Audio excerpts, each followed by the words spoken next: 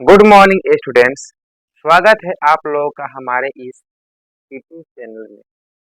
हम उम्मीद करते हैं कि आप लोग अच्छे होंगे, स्वस्थ होंगे और मन लगा करके पढ़ाई कर रहे हैं। आज की इस वीडियो में हम लोग पढ़ेंगे 12th क्लास के दिगंत भाग 2 के काव्य खंड का दूसरा चैप्टर। इसके रचयिता हैं सूरदास और सूरदास के यहाँ पर दो पद दिया गया है और इस पद में सूरदास भगवान श्री कृष्ण के बारे में वर्णन किए। चलिए देर न करते हुए क्लास को शुरू किया जाए। इससे पहले अगर आप इस चैनल पर नए हैं तो इस चैनल को सब्सक्राइब कर दे और शेयर कर दो और इस वीडियो को लाइक कर दे ताकि हम और मोटिवेट होते रहें, ठीक ना। तो चलिए कोई दिक्कत नहीं है, आगे बढ़ते हैं, ठीक ना। तो यहाँ पर सूरदास का जो पहला पद है ये श्री कृष्ण भगवान के बारे में बताया गया है और उनकी माँ श्री कृष्ण भगवान की माँ श्री कृष्ण भगवान से जगाते हुए कहती है। तो आराम से सुनिएगा और सुनकर समझने की कोशिश करिएगा। एकदम लाइन बाय लाइन एक्सप्लेन करेंगे, ठीक ना। तो चलिए शुरू करते हैं। यहाँ पर पहला पद है, सूरदास के पहला पद है कि जागिए ब्रजराज कुंवर कमल कुसुम फूले। यहाँ कहने का मतलब है यहाँ जो कृष्ण भगवान की यशोदा माँ है श्री कृष्ण भगवान को बोल रहे हैं कि जागिए ब्रजराज कुंवर। हे कृष्ण भगवान, ब्रजराज कुंवर के मतलब हुआ यहाँ पर कृष्ण भगवान। कृष्ण भगवान को ब्रजराज कुंवर कहकर यहाँ पर संबोधित किया जा रहा है। वही यहाँ पर बोला जा रहा है। ये यशोदा माँ श्री कृष्ण भगवान से बोल रहे हैं कि जागिए कृष्ण भगवान, कमल कुसुम फूले, कमल कुसुम फूले। मतलब कि कमल के फूल भी खिल चुका है। और आगे है कुमुद बिंद संकुचित भये भृंग लता फूले। मतलब यहाँ पर यशोदा माँ श्री कृष्ण भगवान से कहते हैं कि जागिए हे कृष्ण भगवान, जागिए।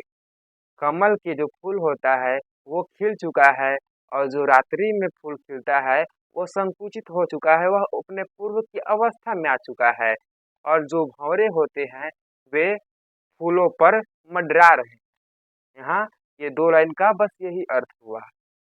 अब चलिए आगे बढ़ते हैं। आगे यहाँ पर है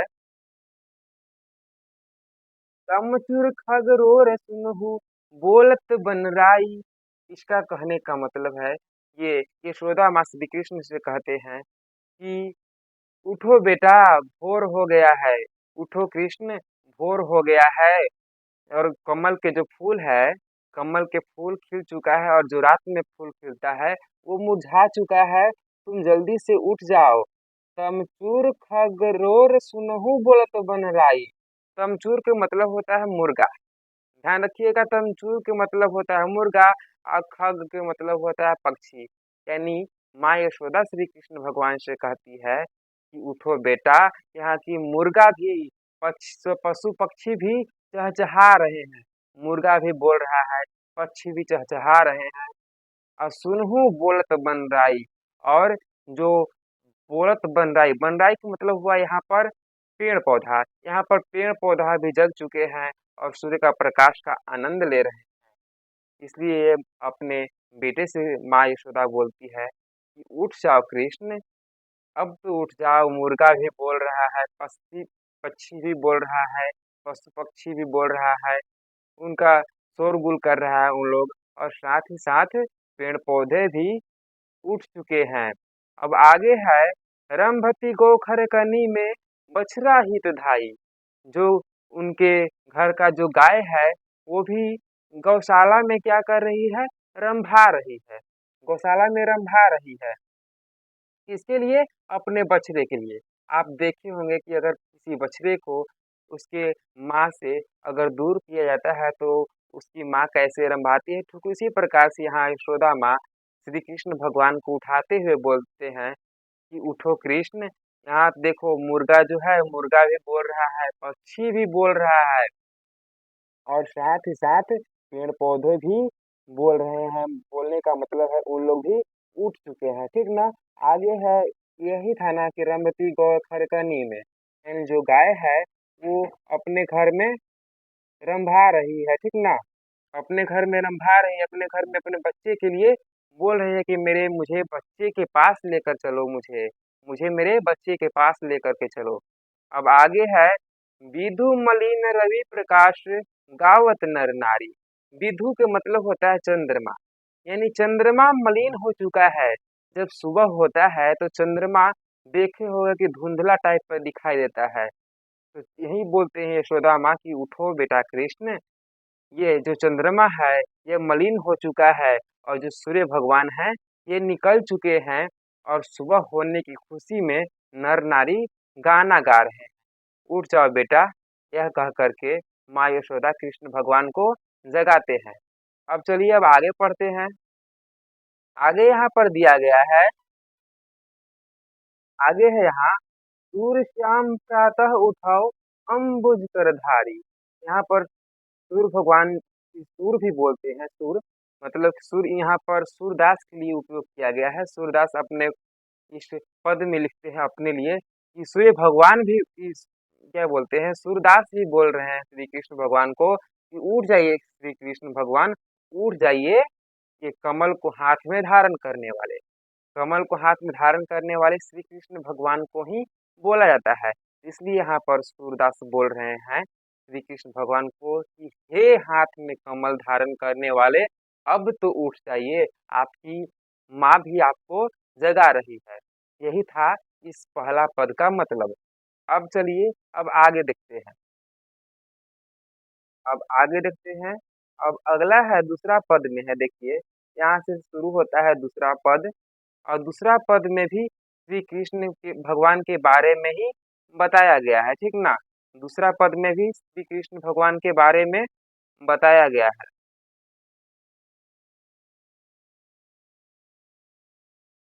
चलिए दूसरा पाठ में पढ़ते हैं, दूसरा पद में क्या यहाँ पर बताया गया है।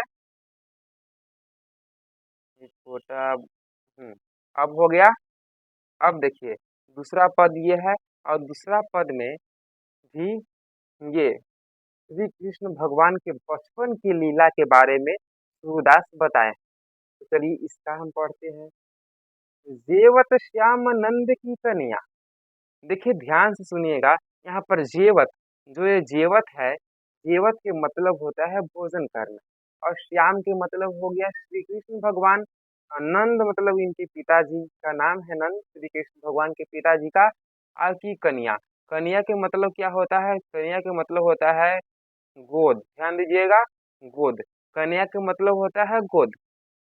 वही यहाँ पर सूरदास अपने कविता में लिखे हैं कि जेवित श्याम नंद की कन्या, यानी जो कृष्ण भगवान है वो अपने पिताजी यानी नंद की गोद में भोजन कर रहे हैं। यानी अगर आपसे ऑब्जेक्टिव में पूछ देगा कि श्री कृष्ण भगवान किसके गोद में भोजन कर रहे हैं, तो नंद जी के गोद में भोजन कर रहे हैं, जो कि उनके पिता है। ध्यान रखिएगा, वही यहाँ पर इसका अर्थ हुआ कि जो कृष्ण भगवान है नंद के गोद में भोजन कर रहे हैं। ध्यान दीजिएगा। अब आगे है, कछुक खात कछु धरनी गिरावत छवि निरखत नंदरनी। मतलब कि जो कृष्ण भगवान जब भोजन कर रहे हैं, अभी तो वो बच्चे ही हैं, जब कृष्ण भगवान जब भोजन कर रहे हैं तो वो कुछ अपने मुंह में भोजन को लेकर के जा रहे हैं, तो कुछ धरती पर गिरा दे रहे हैं। और छवि निरखत नंदरनी, और जो ये छवि है ना, जो ये दृश्य है, श्री कृष्ण भगवान बचपन में अपना जो भोजन कर रहे हैं तो कुछ उनके मुंह में डाल रहे हैं, तो कुछ इस धरती पर गिरा रहे हैं। ये जो दृश्य है ना, ये सब दृश्य नंद जी के रानी यानी यशोदा मैया देख रही है। अब आगे पढ़ते हैं बबुआ, हम उम्मीद करते हैं कि आप लोगों को समझ में आ रहा होगा। अब आगे है यहाँ पर कि बड़ी बड़ा देशन बहु भातनी व्यंजन विविध अंगनिया। मतलब कि यहाँ पर हुआ कि बड़ी हो गया, बड़ा हो गया, देशन बहु भात, ये सब मतलब यहाँ पर आंगन में श्री कृष्ण भगवान के सामने आंगन में बहुत सारा व्यंजन, बहुत सारा पकवान रखा गया है श्री कृष्ण भगवान को भोजन करने के लिए। आगे है डारत खात लेत अपने कर रुचि मानत दधि दुनिया। यहाँ पर ध्यान दीजिएगा, कर कर के मतलब होता है हाथ, ध्यान दीजिएगा। तो वही है कि जो श्री कृष्ण भगवान है वो अपने हाथ से ही भोजन ले रहे हैं और अपने हाथ से ही खा रहे हैं। और जो दही का जो बर्तन होता है, जिस बर्तन में दही रखा गया है, उस बर्तन में श्री कृष्ण भगवान के ज्यादा रुचि है, उस बर्तन पर श्री कृष्ण भगवान के ज्यादा ही ध्यान है। यानी जो श्री कृष्ण भगवान है उनका ज्यादा रुचि किसमें है? दही में, ठीक ना। दही दुनिया में मतलब दही के बर्तन में जिसमें दही रखा गया। ध्यान दीजिएगा, आगे है मिश्री दधी माखन मिश्रित करी मुख नावत छवि धनिया। मिश्री जो आप लोग जानते ही होंगे, मिश्री होता है जो चीनी के जैसा लगता है, ठीक ना। ये मिश्री दधी माखन मिश्रित करी, मिश्री हो गया, दही हो गया और माखन को पूरा आपस में मिला करके कृष्ण भगवान क्या करते हैं? अपने मुख में डालते हैं। और यह जो दृश्य है ना, यह जो दृश्य है कृष्ण भगवान को देखने का, ये सभी को देख करके जो नंद जी हैं, यशोदा मैया है, वे सभी धन्य हो जा रहे हैं। अब हम उम्मीद करते हैं कि आप लोगों को अच्छा से समझ में आ रहा होगा। अब आगे पढ़ते हैं बाबू। आगे है आपुन खात नंद मुख नावत सो छवि कहत न बनिया।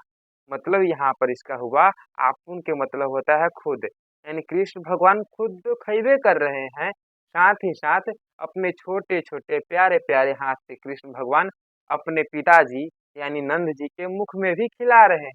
और यह जो छवि है ना, यह जो दृश्य है ना, यह देखने में मतलब कि यह बुरा कहने में नहीं बन रहा है। यानी फिर से सुनिए कि जो ये कृष्ण भगवान हैं बचपन में जो अपना भोजन कर रहे हैं, तो ये अपने से भोजन कर रहे हैं और साथ ही साथ अपने हाथ से अपने पिताजी को यानी नंद जी के मुंह में भी भोजन करा रहे हैं। और यह जो दृश्य है, यह जो दृश्य है, यह कहने में नहीं बन रहा है, इतना अच्छा दृश्य है। अब आगे पढ़ते हैं। जो जो रस नंद जशोदा बिलसत सो नहीं तिहु भुवनिया। इसका कहने का मतलब हुआ कि जो ये कृष्ण जी भोजन कर रहे हैं, जो ये कृष्ण भगवान भोजन कर रहे हैं, और ये जो भोजन करने का जो दृश्य है, ये जो दृश्य देख करके जो आनंद मिल रहा है, ये सिर्फ नंद जी को और यशोदा मैया को ही मिल रहा है। ये तीनों लोक में और किसी को नहीं मिल रहा है, ठीक ना। अब आगे पढ़ते हैं। भोजन करी नंद अचमन लिहो मांगत सूरज उठनिया। भोजन करके श्री कृष्ण भगवान, अचमन के मतलब होता है, ध्यान रखिएगा, कूला करना, मतलब अचार देना। भोजन करके मतलब हाथ उथ धो लेना, यही होता है, ठीक ना। तो ध्यान रखिएगा, यहाँ पर सुनिएगा ध्यान से। भोजन करी नंद अचमन लिहो मांगत सूरज उठनिया। मतलब जो श्री कृष्ण भगवान है भोजन करके अचमन कर लेते हैं, अपना हाथ मुंह धो लेते हैं, ठीक ना। और उसके बाद क्या करते हैं, ये जो सूरदास हैं श्री कृष्ण भगवान से कहते हैं कि हे श्री कृष्ण भगवान, आप सिर्फ अपना जूठन हमको दे दीजिए, हम उसी में खुश हैं। हम आपका जूठन खा करके पा करके धन्य हो जाएंगे। हे प्रभु, मुझे आप अपना जूठन दे दीजिए। अगर आपको ऑब्जेक्टिव में आएगा कि जो सूरदास है श्री कृष्ण भगवान से क्या मांगते हैं, तो सिर्फ जूठन मांगते हैं उनका, ठीक ना। हम उम्मीद करते हैं कि आप लोगों को सूरदास का पद पूरी तरीके से समझ में आया होगा। और हम उम्मीद करते हैं कि ये ऑब्जेक्टिव भी आप लोगों से इसका बन जाएगा, और अगर आप लोग ध्यान से सुने होंगे तो सब्जेक्टिव भी बन जाएगा। अगर वीडियो आप लोगों को अच्छा लगा हो तो प्लीज़ वीडियो को लाइक कर दे, शेयर कर दे और सब्सक्राइब कर दे। उसके लिए हम आपका सदा आभारी रहेंगे। धन्यवाद।